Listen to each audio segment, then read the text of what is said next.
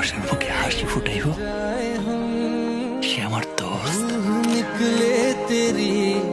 বাংলাদেশের জনপ্রিয় নায়ক কিং খান খ্যাত শাকিব খান তার সিনেমা মুক্তি পাওয়া মানে ভক্তদের মনে খুশির জোয়ার ওঠা। সিনেমা হলে মুক্তি পেয়েছে শাকিব খান অভিনীত সিনেমা দরদ। এর আগে একসঙ্গে প্রকাশ করা হয়েছে সিনেমাটির একটি গানের দুটি ভার্সন, হিন্দি ও বাংলা। এছাড়া প্রকাশ করা হয় ট্রিজার। দেশের রাজনৈতিক স্থবিরতার এ সময়েও সিনেমাটি মুক্তি পেল ৮৩টি প্রেক্ষাগৃহে। এছাড়া বাংলাদেশের পাশাপাশি আমেরিকা সহ ২২টি দেশে দরদ মুক্তি পেয়েছে। দরদ সিনেমার নির্মাতা অনন্য মামুন বলছেন, শাকিব খানের সিনেমা বলেই ঈদ ছাড়া এতগুলো হল পাওয়া সম্ভব হয়েছে। দরদ মুক্তি ঘিরে রাজধানীর মধুমিতা সহ দেশের হলগুলোয় অনেকটা ঈদের আমেজ বিরাজ করছে। দেখা যায় মধুমিতা সিনেমা হলে শাকিব ভক্তরা ঘোড়ার গাড়িতে ব্যানার লাগিয়ে ব্যান্ড বাজিয়ে সেলিব্রেট করছে দরদের মুক্তি নিয়ে।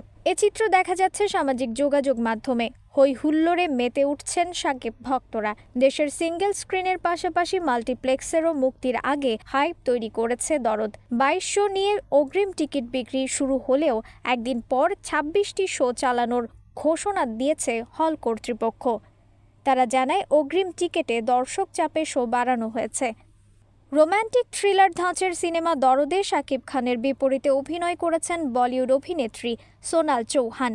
এর আগে সিনেমাটির ট্রেলার ও গান প্রকাশিত হওয়ায় অনলাইনে সিনেমা প্রেমীদের কাছে প্রশংসিত হয়েছে। রিফাত আরা ইসলাম, ২১শে সংবাদ।